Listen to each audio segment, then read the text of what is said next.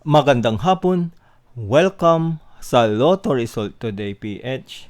Narito ang mga resulta para sa 2 p.m. draw, March 1, 2026. Para sa resulta ng 2D Lotto, 19 at 11.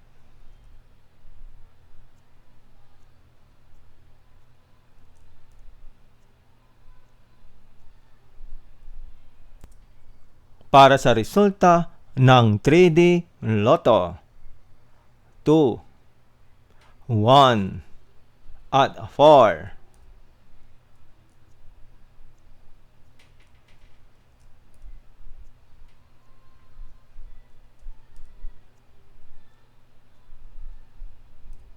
At yan ang mga resulta ngayong 2 p.m. draw. Para lagi kang updated sa mga Lotto draw result, mag-like and subscribe. Maraming salamat sa panonood.